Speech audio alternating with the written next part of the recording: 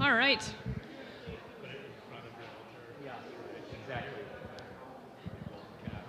Let's get started so you all can go and celebrate Father's Day.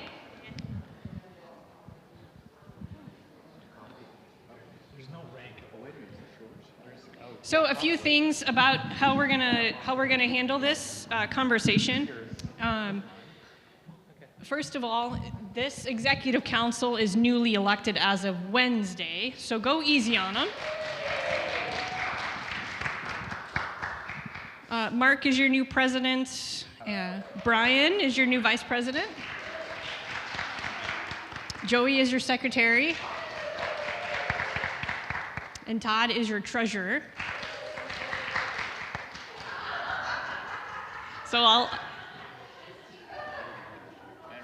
I will speak a little bit about the questions you've asked about what's next for me, and then from there, if you have questions about the transition and the process, I'm going to hand it over to them so that they can tell you about that. So a couple questions folks have asked me is they want to know what Nate's doing. So Nate will be voted on to become the pastor of a church in the Appleton area on July 12th. He's very excited. It's a phenomenal, very loving, strong congregation in a really cool town. And so he is on cloud nine, over the moon, happy to be a pastor again. That's always been what he has loved. And over the past few years, he's done a couple other things so that we could stay in the area. And I'm excited for him. I'm interviewing a couple of different churches that I'm also intrigued by. But for now, my energy is in helping my kids transition. As you saw, they were sobbing in the front row. This is very hard on them, but they're also excited. They just don't know where they're going yet, so it's kind of scary. And my job is going to make sure that you guys are set up for success, the ministries will flourish, and also that I can say goodbye to each of you in the ways that it's best to say goodbye. The ministries will continue that we have already been talking about. Next Sunday, I will leave with, thank you so much, Ildre. Next Sunday, I will take with Brian Strom 4 of our high school kids down to the Western States Youth Gathering and a day in Disney. I'm super excited for that. And then Vacation Bible School is fully covered with awesome volunteer staff and we need a few more volunteers on that, as you heard today. And then July 25th through the 29th, I will be going to Chicago on the service learning trip with about 13 other members to learn a lot about what's going on in Chicago and learn more from Harmony and Pastor Brooks. So my last Sunday will be August 9th. So that's kind of the basics. I just want you to know those ministries are going to continue, and we're going to still be the amazing church we are. Any questions for me before we talk about transition for the church?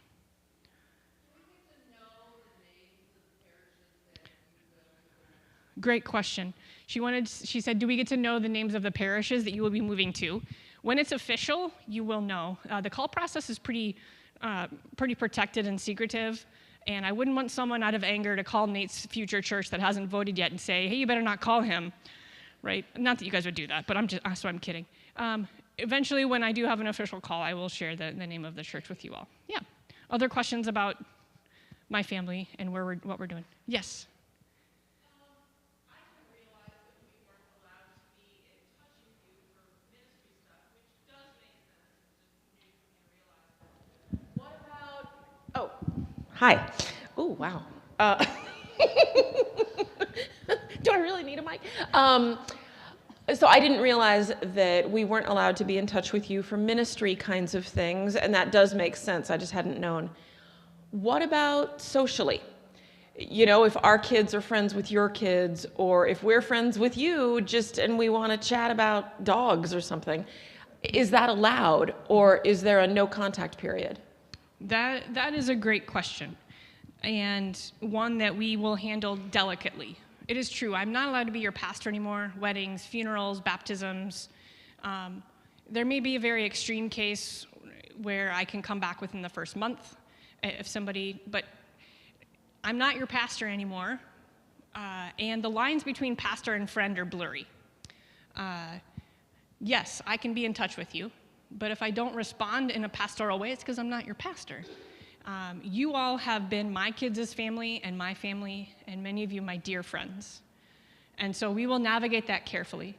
But you just need to have it in your mind that if I don't let go of Pastor Sara, then the next pastor is not going to succeed, okay? And that I'm going to have to be the one that puts the boundary up, but I'm not doing it because I don't love you. I'm doing it because I love this church and the future of this church. Churches fall apart when they don't let go of their previous pastor and connect to their new one, okay? So it's a fuzzy line. It's not hard and fast, but I cannot do the pastoral acts, and it's going to be really annoying, right, when I have to say no. But that's kind of the way it is. The good news is I'll be in Wisconsin, so it's not like I can start meddling with affairs here. I will not be a part of any of the hiring process. I'm not weighing in on who you guys call. I'm not weighing in on any of that stuff. That's not my job. You guys have to figure these things out for yourselves. I'll be praying for you, okay? But I'm not going to meddle because I want this church to continue to be the healthy church. My predecessor, Jim Friedrich, did a phenomenal job making sure Nathan and I could step into this role free and clear, and I will do the same as he did. So, yeah, good question, Kat. Pringles? What's a Pringle? Oh, Kringle, yes. Yeah, if you need cheese or sausage, call me. I'm your lady. All right, any other questions about my departure? Great. All right, let's talk process and transition. Hi there, I'm Mark, new president. So excited to be stepping in this thrilling time. So how can I reassure you?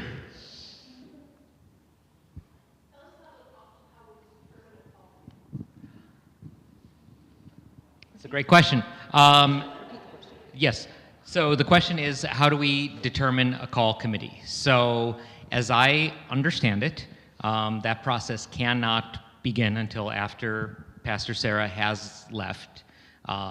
But we are, Todd and I already have a meeting on the books with a representative from the synod to talk about that. And you tell me if I'm mixing things up. Then we're gonna have a meeting with the synod and the council? Correct. Okay. Correct. The synod wants to make sure there's no undue influence from Pastor Sara, as she already mentioned. And I would say that she will walk us through the process. We've already learned a lot. Some of us had a fair amount of time to begin planning for this. Some of us did not.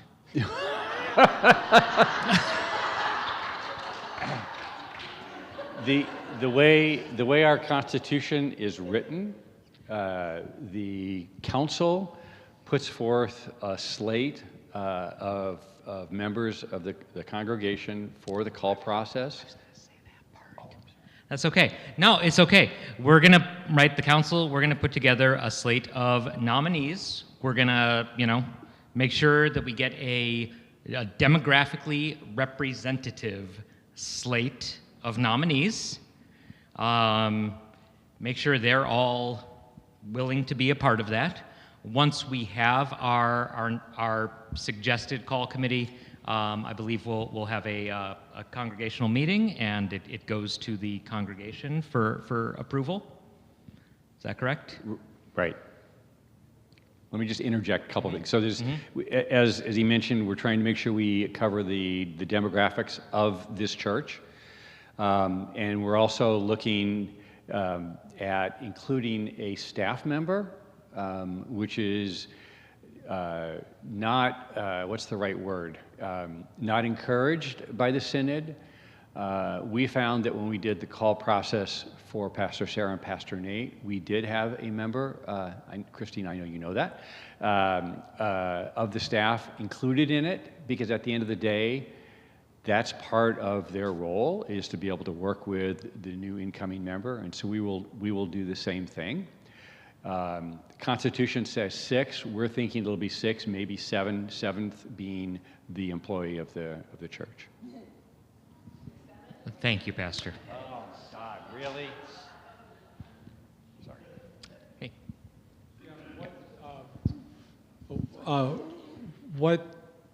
will this impact in any way the search that we've got going on for music director and youth director? I think that's unlikely to impact it terribly. Great question. We have two amazing candidates for the youth director position. We are close to making a decision on that. Hopefully have a name within the next 2 weeks for you all. And then the hiring committee has been put together, the visioning committee, and I think that's a good conversation for the hiring committee and the council to have. Are we ready to put someone in place, or do we want to go through the process of hiring? So Mark, Mike, the first one's easy. Youth director, we already almost have someone. The second question, the hiring committee and council need to have a conversation about what that process looks like. I assure you it is a coincidence that all three of these positions are open right now. How best can we support you guys on council? Can I comment? Please do. As one of the call committee members from the last time, it is a long process. In the conversations that I've had with Synod, they're telling us, plan for 12 to 18 months. And I will say that when we did the call process for Pastor Sara and Pastor Nate, it was 2 years, and there was other issues that were involved in that. So it does take time. So coming back to your question, Dave, the council is really focused on the running of the church. The congregation is going to be focused on giving feedback to the call committee. What are the things that we as a congregation are looking for? What's the types of, focus areas? In this process, we create what's called a site ministry profile, MSP. Shouldn't remember that, it's ingrained in my head because it took us a really long time. But the call committee will be asking all of you lots of questions, and we will take those responses, distill them down into what would be called the site ministry profile, or basically the job description. And so, again, I keep coming back to your question. One is giving us input, giving the call committee input, and more importantly, giving the call committee the time to discern and go through the process. I will say, Dave, I know you were the president of the council when we first started the call process, and you were wonderful in that you kept the council off our back. We were really able to take the time. You didn't keep saying after every council meeting, "What are you doing? What are you doing? How long is it going to be? How long is it going to be?" I'm looking at Christine because she was also on the call committee, and it was a hard process, and it takes a lot of time and a lot of emotional energy. Sorry. No, not at all. And Dave, just to follow up on Todd, I think the best way folks can support us is patience, and it's what I tell my students as a teacher. In group work and class discussions and things like that. Have patience, assume good intentions, and never attribute to malice what can be explained by incompetence. Wow. Yep. Can I add one thing? Is it about my incompetence? No. Okay, no. thank you. Yes, you may. I think everyone can continue coming to church, continue to doing the ministries that you are connected to, join ones that you haven't joined yet, but you were thinking about joining, and continue acting like this is a church. This is the vibrant church we have. That doesn't change when Sarah leaves. No, not really a question. Could you explain the process for an interim pastor? One moment. Hello. Hi. I just want to follow up on the comment about the duration of the process. I remember I was here, I was not serving on any committees, but I remember that it was a grueling process. Our congregation learned a lot, but the time that it took was necessary for us to have such a wonderful pastor, right, who accepted our call. I think for us, it would take as long as it needs. so that we get it done right. Amen. And I want to just add to that because, I keep looking at Christine. I'm sorry, Christine. We went through 3 slates of candidates. The first slate, I'm 6 to 8 people, I think. It was something like that. And it was like, what the hell? These people would never fit into this congregation. And it takes time. It's like if you've ever gone through the interview process and you have kind of a really bad recruiter and they keep bringing you the wrong people. It took us 3 slates. You know, not all of them had 6 to 8 people, but it was a lot of people that we went through. And Cammie, thank you for saying that. It's patience. We need to take the time to make sure we get the right person. And then I heard the question of the interim pastor. Yes, could you explain the process for that? What I do know is that Synod says we can expect an interim pastor within about 6 to 8 weeks after Pastor Sara leaves. What they've told us, and again, we're having a formal meeting because we couldn't have a meeting prior to that until we knew, and until she had actually resigned. They told us to get Pulpit supply for 6 to 8 weeks, and it can take them that long to find someone that would be an interim for us. And the interim could be someone that comes in the area from the area or from outside the area. So it does take some time as well. And Todd, now I know what pulpit supply is, and I definitely did not think until a week ago that it was communion wafers, wine, and candles. But for the members of our congregation who don't know what pulpit supply is, could you explain that? Well, those 3 things, and obviously giving the sermon. So it really is, and the staff will be responsible for getting those folks. And we have great members of this congregation that have given sermons and can give sermons, but they cannot do the other things that an ordained pastor would do. Ideally, we would want to have an ordained pastor as a pulpit supply, but in some cases you can't. So it would mean that we wouldn't have a communion on those Sundays. Thank you. Next. Who's going to preach the sermon next week? Pastor Sara is. Mm-hmm. Thank you. Can we get a preview? Hopefully it's not 8. Has the council considered how we're going to celebrate Sara off? I'm going to say there's conversations. I wouldn't say we've considered it.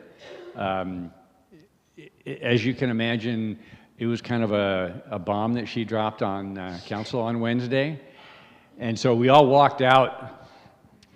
Some people were in tears, and so not yet. But obviously we have to send her off in the right Prince of Peace way. May not be a good way, but the right Prince of Peace way. Mm-hmm.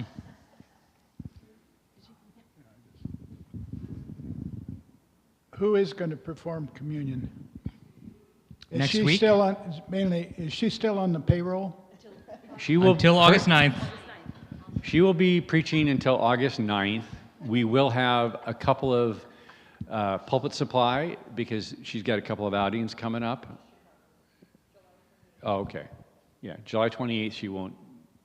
We have a pulpit supply for that one.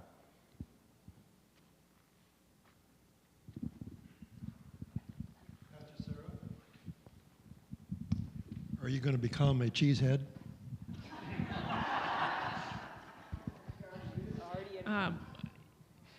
A pastor must love their people, and whatever their people love, they get to love. So cheesehead, sausage, and beer, here I come.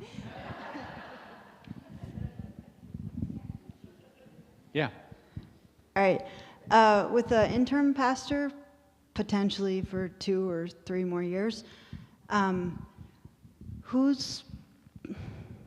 who's in charge of the confirmation class that should be starting in the fall? There's at least 3 kids. We're hiring a youth pastor. We're in the process. We'll have a name in a couple weeks. And luckily, we have this information already when we're making that decision. And we have a youth committee that is very dedicated to the cause. And we have the choice as an interim comes in. When I say we, the council has the choice of saying, here's the responsibility as of what you would be doing as an interim. Some cases, the interim is just preaching on Sunday. Other cases, there's the pastoral care, there's confirmation and things like that. So depending upon what candidates come forth, we will have to go through that process to determine what exactly do we want to have the responsibilities be.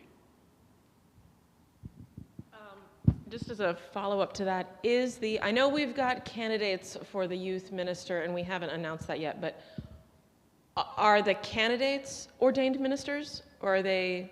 No, okay. No, they are not. Okay. They can, just as Drew did, they can participate in the confirmation class, but there are certain things that a pastor would be doing.